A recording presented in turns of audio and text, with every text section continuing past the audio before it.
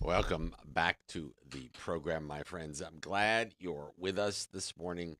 Please join me in welcoming Emil Lee, our managing editor of Korea Broadcasting Network News and the host of St. Martin Insights News that matters to you. Good morning, sir. Good morning, Sock. Good morning, listeners. Good to be back. And great to see you. And of course, our guest this morning, Member of Parliament, the Honorable Frankie Meyers, is in the studio. Good morning, sir. Good morning, Dr. Sack. Good morning, Emil.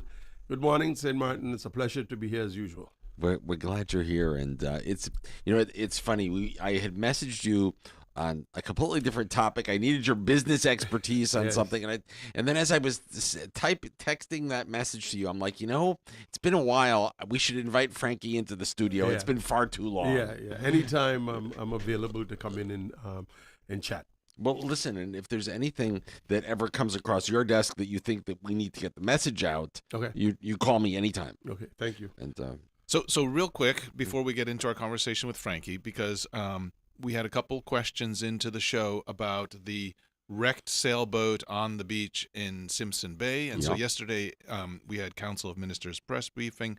So I only had one question, so I was asking about the legalization of marijuana, but I did off-air ask, so I want to let our listeners know. sure. Indeed, Romy is aware of the boat. They said the boat should have been taken out already. They need to coordinate somehow with the maritime office in the government, but it has their attention, and they are working on getting rid of that wrecked sailboat on the beach. So it's hopefully sooner than later. Hopefully sooner than later. The Because other thing is, It's deteriorating quickly. yeah, it's all full of graffiti and everything. I saw the pictures of Well, it now. well, you know what's and people are hanging. It's becoming like a tourist attraction, and now as fiberglass starts to break apart and deteriorate, it Yeah. ends up in the sand and the water, and people start to get hurt. So not a good Right. thing. Well, and if you touch the fiberglass, you can get the Yeah. fibers in your skin, and And it's not not nice. not No. pleasant. Not pleasant. The other thing, Angie's been asking us a couple times about the painting of lines on the roads, in particular around Simpson Bay. Mhm. So I did ask the minister about that, and he said, look, one of the issues they have is they are trying to execute a road repaving project. I know in Sucker Garden, actually, the roads are a lot better. And indeed, the sections where they have repaved, large pieces, they have painted the lines. So he said one of the problems is if they paint the lines now and then they repave the road, they lose the lines. So they're trying to coordinate that effort of when they pave new sections that they will paint the lines, and then the other sections they're going to have to figure out how to tackle that. But again, something that we've made the minister aware of. So Great. Yeah. Good. So hopefully steps in the right direction, exactly. and we'll take it. We'll take it. So I'm not even sure where we start. Where do we start in Parliament these days? Well, let's start. There's an issue brewing in Parliament. There was the Minister of Finance was in yesterday, and who was it? MP La Cruz referred to a letter from the Prime Minister to Parliament about the 2025 budget, which was approved by Parliament. Mhm. That apparently there's some issues in terms of the sort of finalization of it. I guess in order for it to be legal, it has to get published in the Landscourant. Mm-hmm. And I guess there's some hiccups in that. Mm-hmm. So bottom line, what's the problem? And does the budget need to come back to Parliament to be approved again? Well, If after Parliament approves the budget, it goes to the CFT for another evaluation. And if you could remember correctly, when we did have the budget debate, and the SAM, my person submitted a proposal, a motion to have that process changed, because I believe that once something is approved by Parliament, I believe all of the necessary steps should be taken prior to it coming to Parliament. But if the CFT does not agree with the amendments based on what has been made in the budget, then the budget then comes back to Parliament for another review to be adjusted. I do not believe that is democracy. So first of all, let's bring this back for our listeners. Why because for most listeners, And at this point, we can't definitively say that it's the CFT, because I haven't heard the minister say that, oh, it's at the CFT and there are some irregularities with the budget. So I can't definitively say that. That's the cause. Right. What they've stated is the matter of publication, but we'll wait and see. I want to ask you a question, MP. So maybe I'm not understanding correctly, but in my mind, you as a member of parliament are my representative as a taxpayer, a non-voting taxpayer, I might add, in the legislature, the highest body of lawmakers in the land. Mm-hmm. And if you're my elected official, how can an unelected official Correctly oversee what you guys do? Or tell you can't do something. And if it's truly something that's unconstitutional, then there should be checks and balances in place to deal with that. I agree. But and it was I'm done confused. based on an agreement. And again, it was something that was done when we achieved our separate status, and it was done by a consensus law. The problem that I have with that, there is no consensus organization, so the consensus law that governs that so-called mechanisms has been put in place for St. Martin and Curacao in particular. There is no representative from these islands on this consensus body to say, well, we're accepting this, or we do not like this. This does not work in the best interest. When you say consensus body, is that like CFT or no consensus? Exactly. The Kingdom Council of Ministers. I don't know. Exactly. There's the Kingdom Council of Ministers. There's the local Council of Ministers in St. Martin and Curacao. There's the second and the first chamber in the Netherlands, and there's the parliaments of the respective islands. Now, if you are saying a consensus law, you would have to have a consensus body to agree on laws that are applicable and applies to these islands. And a representative or more than one representative should be on this body to say, well, okay, we are based on this, we are accepting these consensus laws. But there is no representation and there is no body, first of all, and there is no representations from Curacao, St. Martin, nor Aruba for that matter. So consensus law boils down to in essence, an instruction from the Dutch government. So let's just back up a little bit, just so that the people understand why this matters to them, right? Okay. So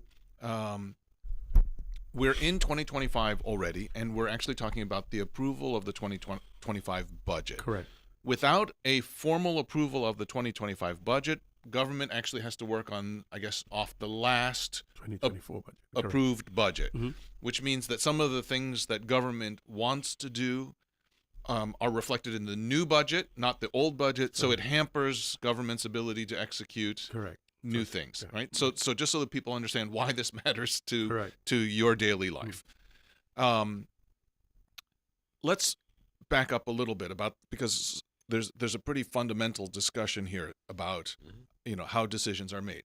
If you go back even to Council of Ministers, when Council of Ministers makes decisions, most of those decisions also actually need to go to the governor's office, who put it through a, let's say, not a political vetting, right, but a legal vetting to see whether it's been the decisions have been made correctly. All of the checks and balances are put in place. Yes. Right. So I think the almost all of the decisions made by government have to be co-signed by the governor. Anything that requires a landsbeslag. Right. Right. So a ministerial decree. A decree. Yeah. A federal decree, a landsbeslag. The governor cannot approve or disapprove a decision by the Council of Ministers. That's one of the misconception that we have as a society. The governor co-signs the landsbeslag because he checks to ensure that the proper procedures on that landsbeslag has been followed. If that has not been done, he sends it back based on a technique. He said, well, okay, this is not correct.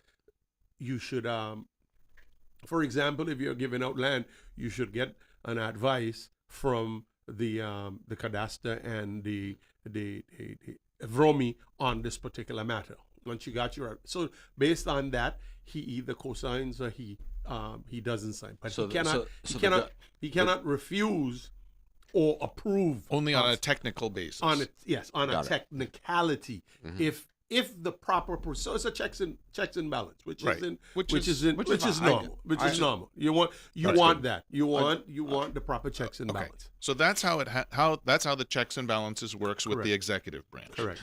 Now you have the legislative branch, and from what I understand, right, first of all, most of the proposals that come to Parliament are pre-vetted Correct. by different entities before they come to Parliament. Including the CFT, Either the SARE, Mhm. the Council of Advice. Council of Advice. Right. So there's different legal bodies Mhm. who are obligated to give an advice on things prior to coming to Parliament. Parliament then debates it, Right. and then after that, it normally goes, I think, to the ombudsman, Mhm. who checks it for Mhm. constitutionality, Yeah. if the decisions are fit within that legal framework. And what you're saying is now budget is it, and it's only the budget, not everything goes No, through on- CFT, yeah, only budget, the yeah. budget. So you're saying it goes to CFT and ombudsman after the parliament's decided on it. Correct. And again, isn't it similar to the role of the governor, No. where it's just sort of a What technical review, what makes it fundamentally different okay? is Parliament is the representative of the people. Okay. So when Parliament makes a decision, and it passes by majority, as a matter of fact, in this particular case, it passed unanimously. Mm-hmm. That basically says the people have spoken. Mhm. The people have spoken. It's done. It's a wrap. It's finished. It's over. No more debate because the people, the representatives of the people, have spoken. But if it's The- technically wrong, then what? The people hold the parliamentarians accountable. That's why we have elections. That's why we have due process. Because then the decisions that are made by Parliament, if they're made in the benefit of the country, then So actually, I tend to agree with you in a sense that Parliament is there to protect the people as well. Yes. So if a budget comes in, and let's just say it has a glaring mathematical mistake, formatting mistake in the budget, and it's just not correct, right? Whatever. Let's say you switched the budget for one ministry with another ministry, and Correct. you screwed it up, okay? And then indeed, my question is, but are parliamentarians doing the job if those mistakes are getting through? So And that's why we have such an extensive parliamentary debate when it comes to the budget. That's why you have those discussions prior. But if there's a technical mistake now, Mhm. doesn't Parliament own the fact that they approved a budget with mistakes? And what are the technical mistakes that can, if Parliament's decide, for example, if Parliament decides this is based on what the budget is present, this is a priority for the country. This is a financial. It may have a financial impact on the country, but it's a priority, something that is needed. The elected representatives, along with the executive branch, should be the ones that owns up and take that responsibility. Not another organization within the system to say no, this cannot happen. But you had spoken of, like in the case of the budget went to a couple of different bodies for vetting and review before it comes to Parliament for debate. So if it arrives with all of the vetting and approvals done from all the processes that Yeah. it goes through before it comes for debate, one should be able to rely on the fact that there aren't glaring technical errors. Correct. But I think the mistakes are in amendments that were made to the budget during the debate During by the debate. Parliament. Mhm. So those entities that pre-vetted it Mhm. didn't see the amendments because the 'cause amendments were made so in the here debate. it is. So and exactly my point. So this vetting takes place because the Parliament represents the people. Parliament has the right to say, well, you know something, we can move this over here move this over here. Let's work this out. Everyone agrees. There is no areas in the budget in which these amendments have saddled more expenses on the people of St. Martin. They remain budget neutral.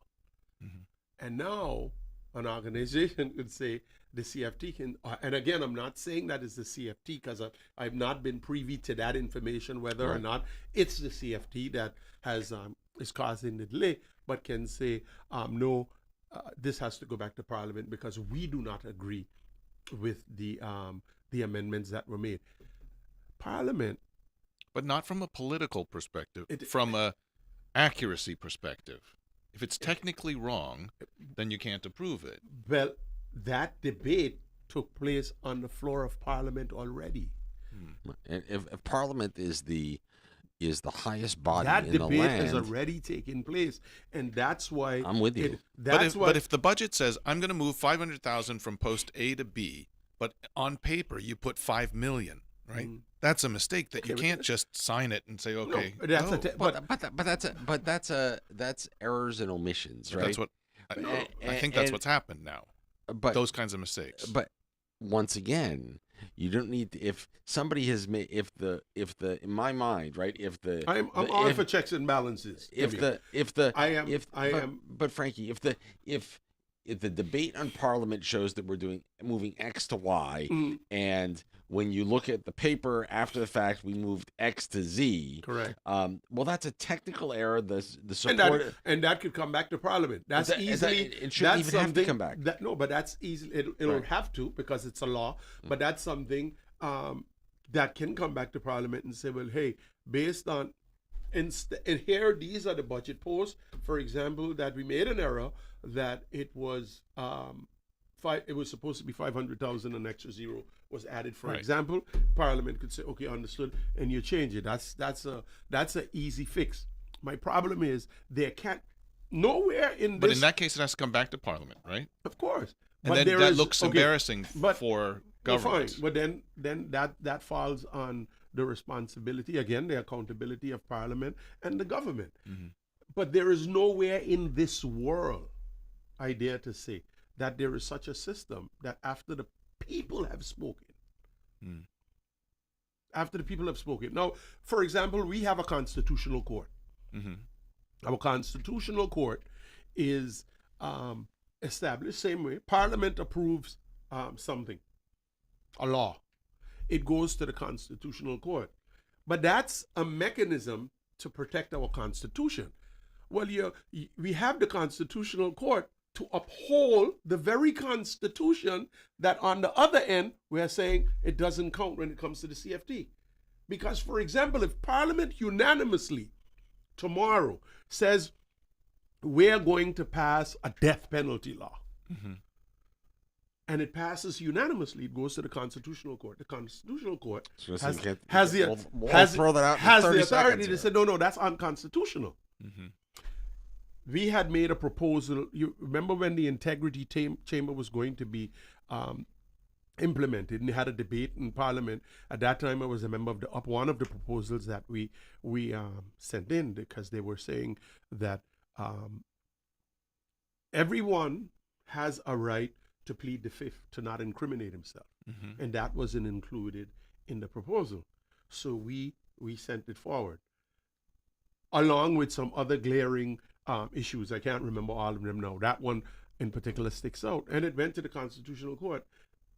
And there were 3 points that was brought up by my person at the time.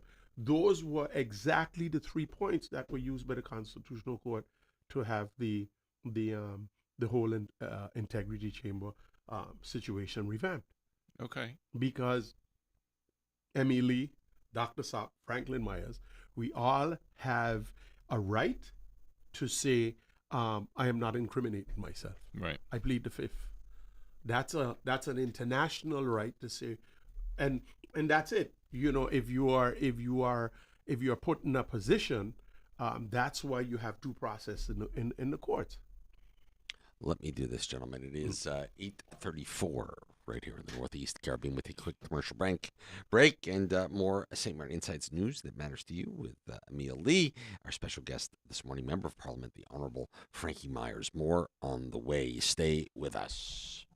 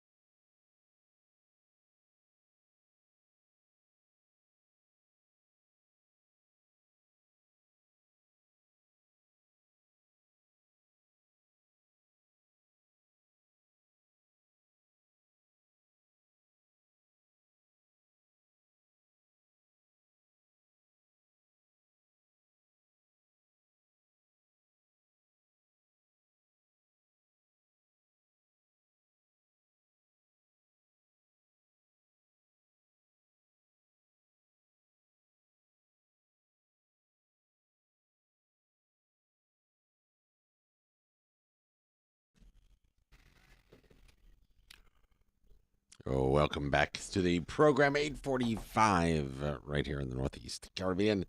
More St. Martin Insights news that matters to you with Emil Lee. And, of course, our special guest this morning, Member of Parliament, the Honorable Frankie Meyers.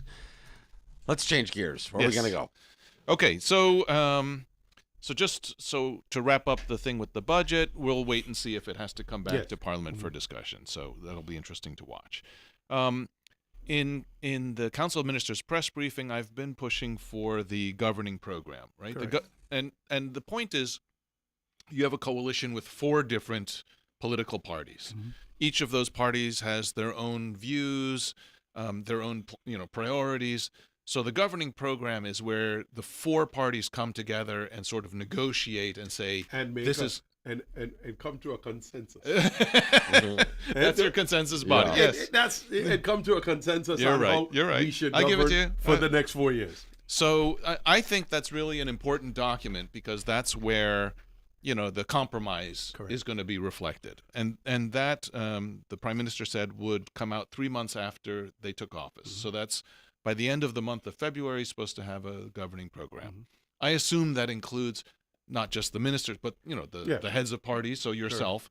Sure. So can you tell us, how is that going? Are you feeling good about it? Because our approach towards the media and especially the Council of Ministers press briefings is we will bring that governing program to every meeting and say, okay, look, this was your plan. Update us. How is it going, right? And one of the things that we want to do different, and based on the discussions that we've had, is to identify some of the burning issues that we're facing as a country. We've seen in the past where governments have put a nice, beautiful governing program together. And then shoved it in a drawer. And the governing program covers everything under the sun to say, well, okay, we've covered everything under the sun, but what the priorities of actually managing the country recommended was something totally different to the governing program. We're saying, no, we want to identify, and we've identified some of the burning issues. For example, a couple of months ago, GB was one of them, our road network is something, our traffic situation, our beautification of the island. We are a tourist island. Those kind of things that we will identify as bullet points, and it's easily legible to the general population, and those are the things we want to set out. So when you come and start to ask questions, we can literally tick off what we have done based on bullet points, as opposed to, yes, and increasing the tourist product by so much and so much, and a whole analogy on that. While that's what you want to do, you can do that. But as far as tourism, where we have our tourism product is concerned, yes, we can improve on it, but there are other issues that we are facing as a country that we have to fix so we can improve on those products. MP, can I give you an idea? Yeah, sure. This is something that's kind of been stuck in my pocket for a long time. We talk about the beautification of the island and the cleanliness of the island, improving our tourist product. Just imagine, to me, it all starts with education, right? Imagine if we could get everyone that's here, visitor, resident, everybody here, to pick up one piece of trash a day and discard it properly, and have the waste basket that it's in publicly emptied on a regular basis. How much cleaner our island would be, and it's an educational thing. That too, but I also believe we are products of our environment. And what happens is, if we for example, if we're driving in Miami, Miami is one of the cleanest cities that I know, and I'm not talking downtown Miami. I'm talking just in the rural areas, And but if you're driving and you're walking, and you have a cup in your hand, just by looking around, your mind is going to tell you, I can't drop this cup here. And you're gonna look for the garbage bin. Right? But if that environment is not the same, you may not drop the cup, but you'll rest it down. And so we have to enhance our product, that when when persons have these things in their hand, a cup, a bottle, or whatever, instead of the natural reaction is to put it down on the chair on Front Street, for example, where is the bin? Let me look for a bin and drop it in. I think.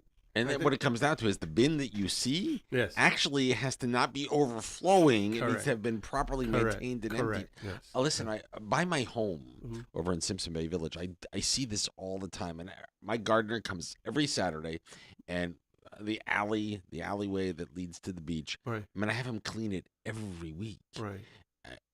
Because A, it's my backyard, but B, I'm hoping that over time, if it's kept clean, people that come there will also leave it clean. Exactly. And but that's where I go. It's educational. Yeah. The re-educational. And I'm happy to help Yeah. any way that I can to help do that education piece of it. You let me know. I'm on board. Clean. So, if I can ask, in your governing program, Mhm. is the tourism authority Yes. in there? Okay, Mhm. great. Tourism authority to a couple of things. The gaming board Okay. for casinos is in there. Tourism authority, like I mentioned, road network improvement. The road network. So we're talking about, besides fixing the existing Yeah. road network, adding to it to Yeah. try and To alleviate the traffic. alleviate, yes, and then we have to have, of course, discussion with the friend side, Mhm. because we have to create a better circular flow.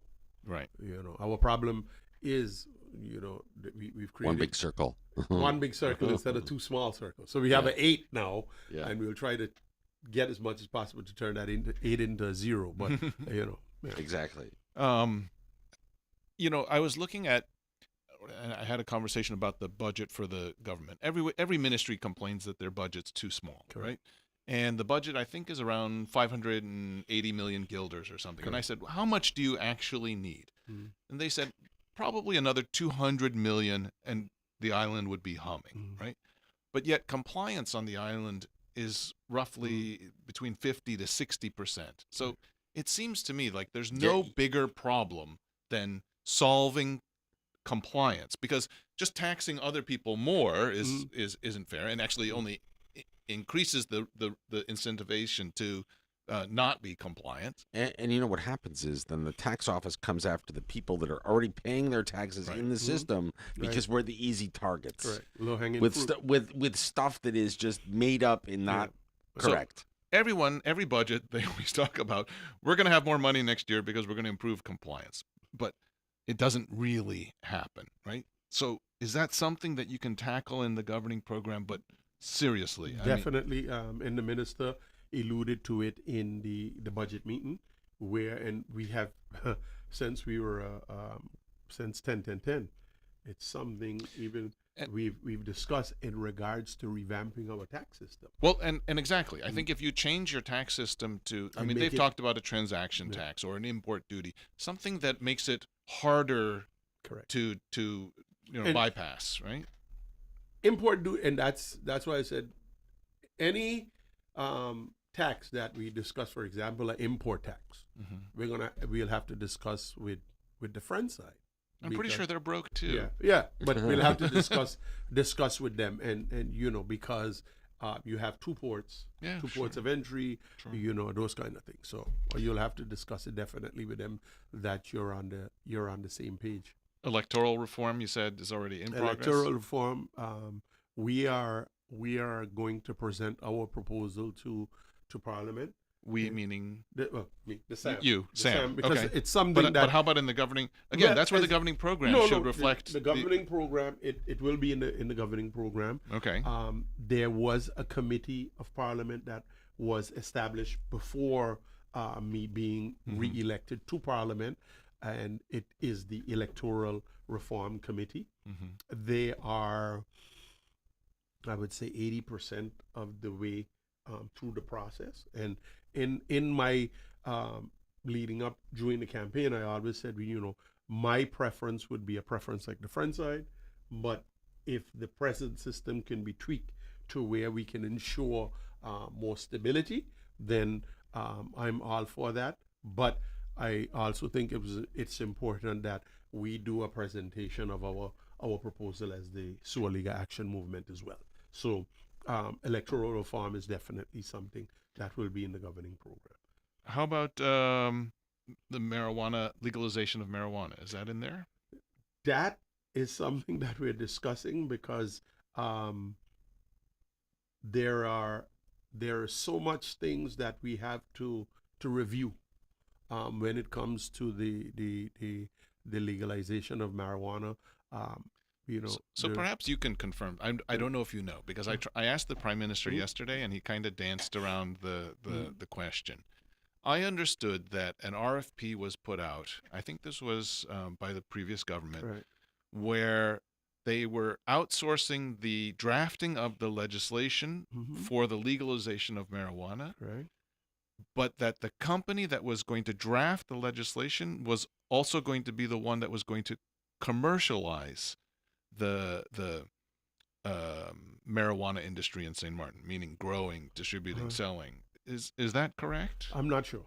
Okay. I'm really not sure about that. If they are going, I know. If that was the case, would you think that's a conflict of interest? Definitely. Okay. Definitely. Good. And also, I said it. One of the things that I'm concerned about is that the guys that have been, in the other day we saw the police officers made a raid on a marijuana plant, farm, farm here in St. Martin. Yeah. But the guys who are locally growing, who has been pushing for you mean already the legalization Okay. of this cannabis. It's amazing how when you say marijuana, it has a negative connotation, but when you say cannabis, it becomes same thing. Becomes less less negative. Less negative. But for the cannabis legislation, I believe that these guys should be a part of the whatever it is. I believe that they should be first and foremost in whatever industry, because they are the ones that have dealt with the transition from marijuana to cannabis. Okay. Not an organization coming in and saying, "Oh, you have an industry. Let me show you how to do it." No. I fundamentally believe that those guys should be part and parcel of it. So I don't quite understand. I have no interest in it whatsoever. So because it isn't something that I was a part of doing the illegality of it. Right. But now that it's become beneficial, I believe that they should be a part of it. But so it's even not clear to me what government's objective is. Is it to decriminalize because people are going to jail for like minor possession, Right.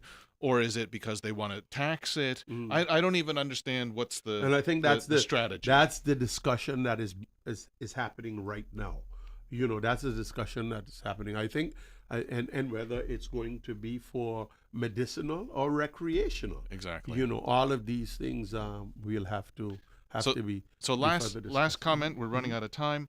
I do think that your Minister Tackling is doing a very good job. I'm very pleased with her responses, very articulate.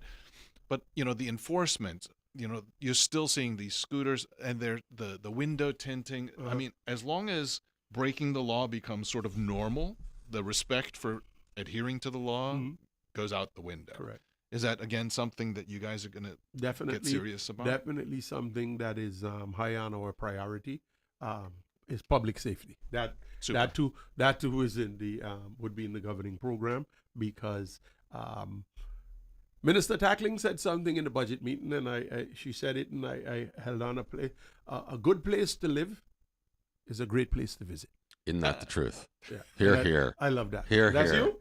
I love it. Well, if that's you, I heard her say it, and she said a good place to live is a great place to visit. Here. You don't have to say anything else when you say that. If it's safe and comfortable to live, it's even safer to come and visit. And of course, back from your SHTA days. Yep. MP Meyers, thank you so much for being a guest. Thank you for having me. Promise you, you'll come back and visit Yes, anytime. yes. Coffee and croissants are always here in the morning, All right. made possible by our good friends at Le Sucre. Emil Lee, thank you, sir. Great. Thank you. We'll see you next week. Yep. It is just 9 o'clock right here in the Northeast Caribbean. Your marine and tropical weather update brought to you by K Beach Club and Restaurant is next.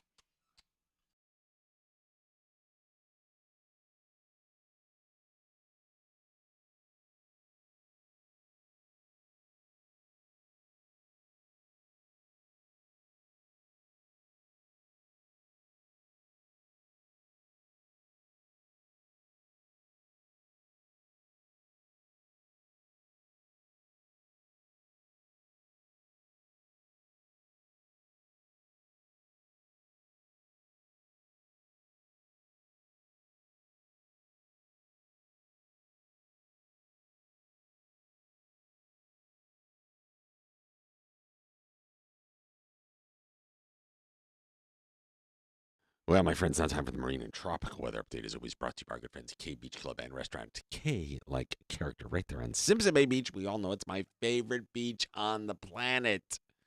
Small craft advisory is in effect until further notice, according to the Meteorological Department of St. Maarten. Today, we can expect generally cloudy, breezy conditions, isolated showers. Our forecasted high today, 84 degrees Fahrenheit, 29 degrees Celsius.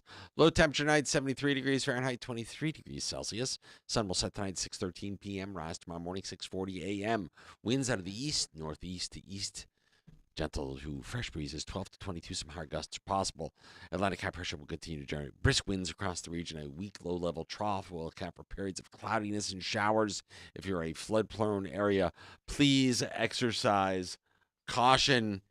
Above normal seas will persist for the next few days. Small craft operators and swimmers should exercise caution. Moderate to rough, 7 to 9 out there on the waters. Partly cloudy, breezy, becoming cloudy at times.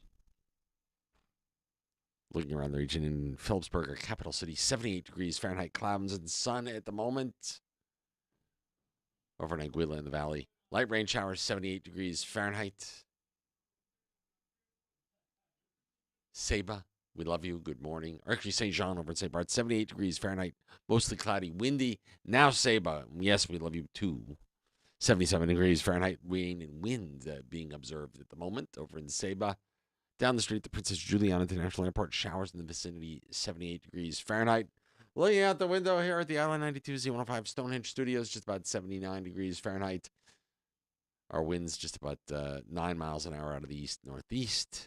0.23 inches of rain since midnight. Our barometric pressure, 30.10 inches and rising. Humidity, 85%. That's your marine and tropical weather update, as always, brought to you by K Beach Club and Restaurant. K, like character. Bob Marley, Jimmy Buffett moment is next.